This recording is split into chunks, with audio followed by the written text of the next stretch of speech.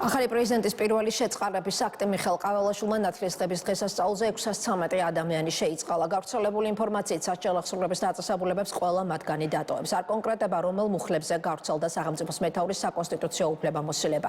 შეწყალებული პატიმრები ციხის საკნებს ეტაპობრივად უკვე ტოვებენ. მიხეილ ყაველაშვილის გადაწყვეტილებას არაერთგვაროვანი რეაქციებით შეხვდა პოლიტიკური სპექტრი.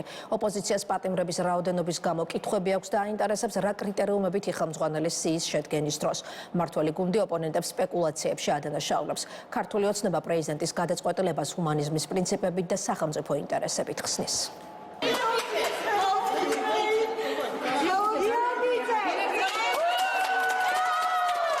რუსთავის ნომერ მეხუთე პენიტენციური დაწესებულების პატიმარს პრეზიდენტ მიხეილ ყაველაშვილის მიერ შეწყალების გამოცემის აქტი დაწესებულების დირექტორმა გააცნო. ის რომ პრეზიდენტის მიერ შეწყალებულ 613 მსჯავრდებულს შორის აღმოჩნდა მისთვის მოულოდნელი იყო. უკვე გათავისუფლებულ მსჯავრდებულს გათავისუფლება ადგილზევე მიულოცეს სხვა მსჯავრდებულებმა. როგორც გათავისუფლებული ქალბატონი ამბობს, მან პენიტენციური დაწესებულება სასჯელის ვადის ამოწურვამდე 2 თვით ადრე პრეზიდენტის შეწყალების აქტის საშუალებით დატოვა. მასთან ერთად საპატიმრო დატოვეს სხვა ქალმა მსჯავრდებულებმაც. ვიცი, ვერ გადმოგცემთ იმ სემდონიც ემოცია მაქვს ახლა ნამდვილად. 4 წელი და 4 თვე ვიჯექი და დარჩენილი მქონდა 2 თვე და ნახევარი.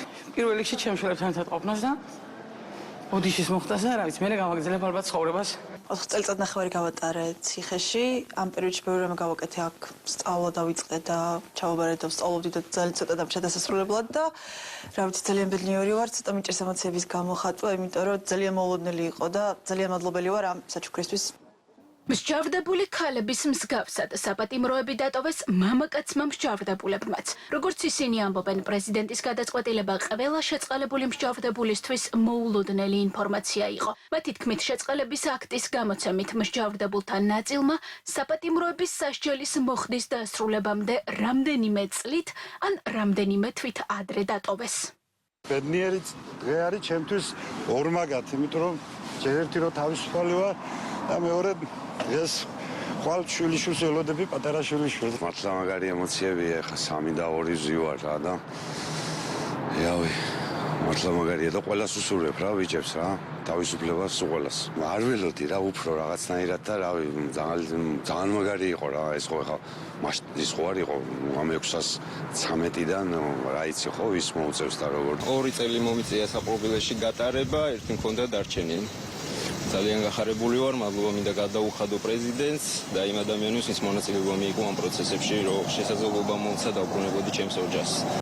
პრეზიდენტის მიერ შეწყალების აქტის გამოცემას შეფასებები მოჰყვა პოლიტიკურ სპექტრში. ოპოზიციაში ფიქრობენ, რომ შეწყალების აქტის გამოცემა დადებითი მოვლენა არის, თუმცა ოპოზიციას აინტერესებს, რა კრიტერიუმებით შეირჩა შესაწყალებელ პირთა სია. ოპოზიციის ბრალდებებს სპეკულაცია დაფასებენ მმართველ გუნდში. ხელისუფლებაში ფიქრობენ, რომ ყაველაშვილის მიერ პატიმრების შეწყალების აქტი ჰუმანური ნაბიჯია.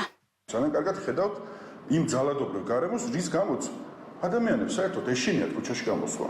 ძალიან ბევრს ჩემს ირგვლივ უბრალოდ შიშები გაუჩნდა ქუჩაში გადაადგილების, იმიტომ რომ საღამოობით აქციაზე დგას მაგალითად, ხო?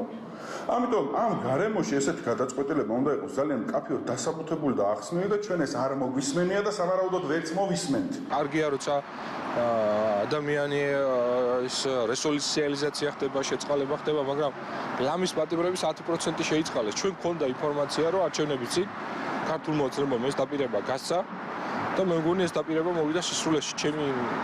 ჩემი შეფასება არის, რომ ყაველაშვილი დაჯდა და 610 კაცის საქმე შეისწავლა და თავი არა უწევია ზევით და ამ ხალხის რესოციალიზაციაზე ზრუნავს, მე ამის ილუზია არ მაქვს. ნურავის გაუპირდება, რომ როდესაც პრეზიდენტი არ იქცევა ანტისახელმწიფოებრივად, არ გადის კონსტიტუციის ფარგლებიდან და ასე შემდეგ, სახელმწიფო სხვადასხვა შტოსთან არსებული შესაბამისი კოორდინირებული ქმედებით შესაძლებელია ეს საკმაოდ დიდი და შრომატევადი საქმე იმ ვადებში განხორციელდეს, რომ ჰუმანური აქტის საფუძველზე სახელზე ადამიანები დროულად დაბრუნდნენ, დაუბრუნდნენ ოჯახებს. როდესაც კეთილი საქმე კეთდება, ეს გაფარჩაკებული ოპოზიცია და რადიკალები ყოველთვის გამოდიან ამ ტიპის განცხადებებით, რა თქმა უნდა, ჩვენი ქვეყნის მოსახლეობის ჯანსაღი ნაწილი, რაც თავარია, სწორად აღიქვავს ამ ყველაფერს. ქვეყნის 54%-მა არჩევნებში ვინც მიიღო მონაწილეობა, 54%-მა